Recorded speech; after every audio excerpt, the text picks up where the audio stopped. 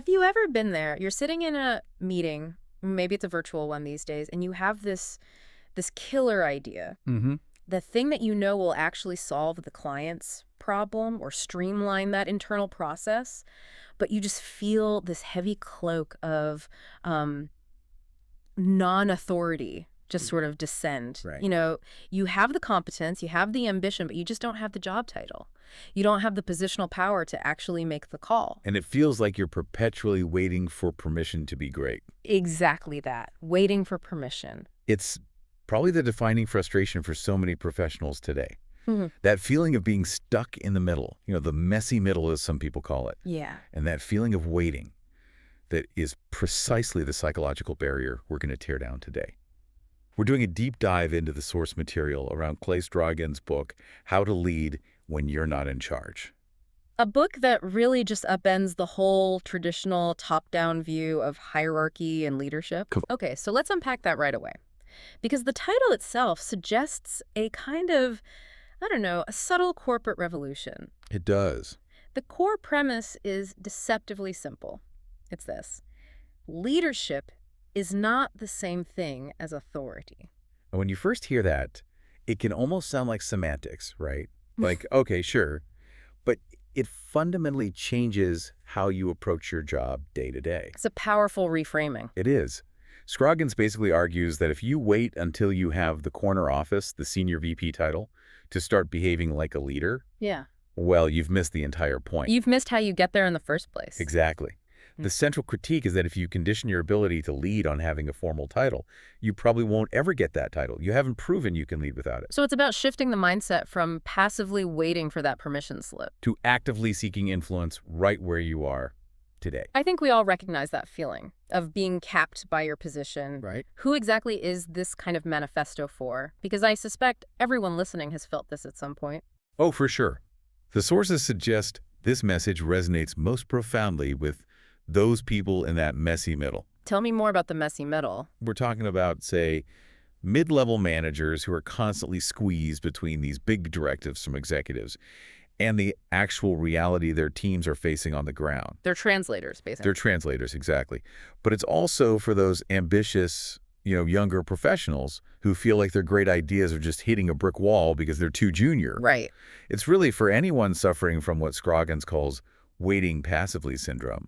This is like a handbook for navigating that paradox of having tons of responsibility, but not the authority to match. Okay, so let's dive into that first foundational shift. If we agree authority isn't the key, we have to completely redefine leadership. Do. The first crucial takeaway is debunking what he calls the myth of authority. Now, that sounds great in theory, but in a cynical, hierarchical company, how does a junior person start building influence without a single title to back them up? That is the right question, because authority is tangible. You can see it on an org chart. Influence is invisible until it changes an outcome. Right. So Scroggins draws this sharp, really necessary line between the two. Authority, he says, is something that's granted to you.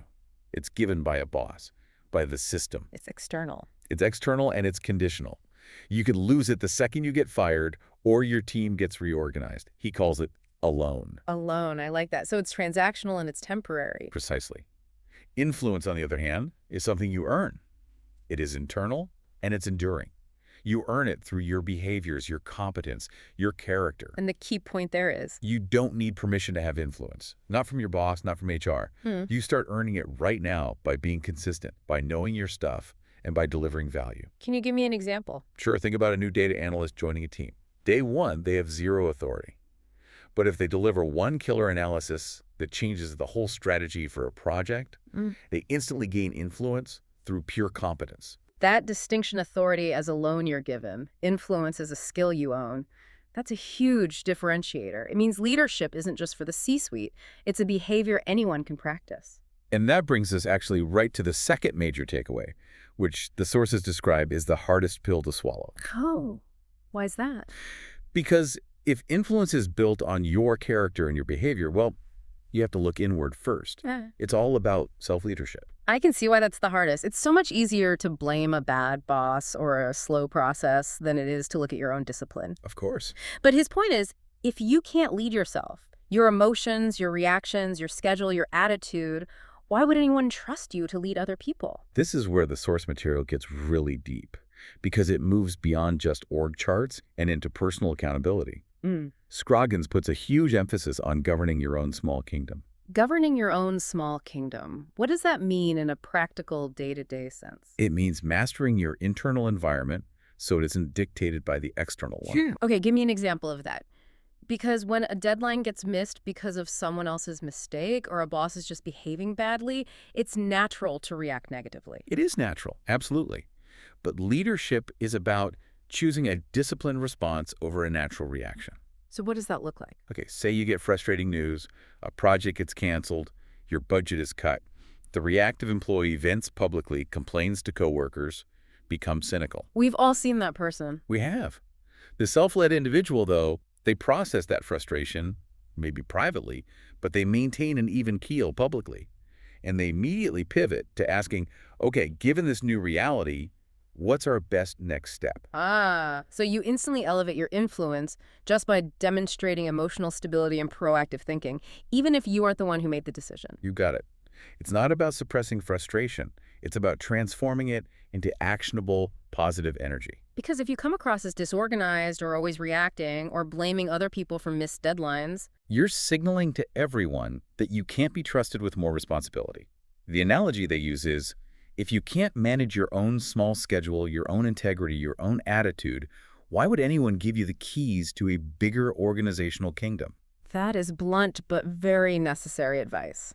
Okay, so once we've locked down that internal control, we've mastered our small kingdom, the next question is, how do you apply that discipline outward to actually build influence? Right. And this leads to that final, really fascinating takeaway. Stop thinking like an employee who just does tasks and start thinking like an owner. This is the big organizational viewpoint shift. It's about consciously adopting the perspective of the leadership team, even when you're not on it. So move beyond just checking the boxes of your job description. Exactly. Start focusing on the organization's biggest, hairiest challenges. You have to start asking, what problems is my boss losing sleep over? What's the biggest point of friction in this company that nobody is solving? So it's about finding the organizational gap, the pain points that are outside your immediate job, but within your ability to help. That's it. And this is where the source material gives really concrete advice on how to do this respectfully, or as they put it, how to challenge up. Challenge up. I like that. The key isn't just pointing out a problem. I mean, anyone can complain. The key is showing up with analysis and a proposed solution. Okay, so what are the mechanics of challenging up effectively? Because challenging your boss, even with a good idea, can feel like you're stepping on toes. It can be seen as presumptuous. It can be if you do it wrong. Scroggins says it requires three things. First, research and data. You have to back up your idea with evidence, not just your opinion. Makes sense. Second, be solution-oriented. Yeah. You're not there to dump a problem on your boss's desk. You're there to deliver a well-thought-out, risk-mitigated solution. And third, timing and forum. Meaning You don't challenge a major decision in a big team meeting. You ask for a one-on-one, a focused discussion. When you do these things, your visibility shifts completely. You're no longer seen as just a reliable cog, but as a crucial strategic asset. You're showing you can do the next job before you even have it. That's the organic route to upward mobility. Okay, let's zoom out for a second and talk context. The leadership book market is just flooded. It's overwhelming. What makes this approach stand out? Why does this specific message resonate so deeply with people? I think the main differentiator is the voice, the experience. He's not writing as a CEO looking down from the summit, giving these generic high-level principles. Right. He writes as someone who was actually in that frustrating middle management layer for years. He gets the specific agony of having all this responsibility for teams, for outcomes, but not having the final say on resources or direction. That relatability is his superpower. It's like getting coffee with a mentor who's actually been where you are. It is. And we should say, while the source material notes his background is in church leadership, the principles are just universal. I was going to ask about that because the dynamics of human hierarchy, responsibility, influence, that's the same whether you're in a marketing department or a nonprofit. Absolutely. Trust and competence are universal currencies. Now let's be balanced, because no playbook works for everyone. Okay, pros and cons. On the strong pro side, like we said, the book is described as intensely actionable. It gives you concrete steps. It's not just theory. And it's an easy read. It's conversational. It's encouraging. Sounds great for our audience. But what are the limits? Who might find this advice falls a bit short? The sources point to two main caveats. First, very seasoned senior leaders, the ones who already built their influence over decades, they might find some of the self-leadership concepts a little bit elementary. A good reminder, maybe, but not groundbreaking for them. Exactly. The second, and this is a really crucial nuance, is that the advice is much harder to implement in an extremely toxic work environment. If you're in a place where initiative is actively punished or good ideas are ignored just because they didn't come from the right person, then the game changes completely. It does. This whole philosophy relies on a foundation of basic trust and a somewhat rational organization. If you're in a truly toxic place, the book's advice becomes less of a career accelerator and more of a personal survival guide. So it's about managing your own reactions until you can get out. Right. The sources acknowledge that there's a point where no amount of influence can fix a totally broken system, and the best leadership move is to preserve your character and find a better place to use it. That's a really important dose of reality. Looking at the general reader feedback, what's the most common response to this whole perspective shift? Overwhelmingly, the most common word is freeing. Readers say it gave them the psychological permission to stop waiting and start owning their environment. It's a playbook, an operating manual for the middle. That's exactly it. And the fact that some critics wanted more dense academic research just confirms what it is, a practical manual for application, not a textbook to prove a theory. It's trying to change a behavior. So let's bring this all home. What does this mean for you listening right now? If you feel frustrated because you think you don't matter just because you aren't the boss, this challenges you to completely shift that perspective. Right. Stop complaining about what you can't control, the authority that's lent to you, and start leveraging what you can control, the influence you build every single day. Leadership is not a title on a business card. It is a measurable, observable behavior. And if we connect that to the big picture, the real power here is that it takes the locus of control away from some external org chart and puts it firmly back in your own hands, your own choices, your own actions. It's a real solution for that passivity that comes from always waiting for permission. Which brings us to a final thought for you to carry forward, and it's built on that very principle of internal control. If influence is earned entirely through character and competence and not granted by any title, that raises a really important question you can answer right now. What single self-governing habit related to your attitude, your schedule, or how you react when you're frustrated? What single habit could you change today that would most increase your influence tomorrow? Start there. Start with your small kingdom.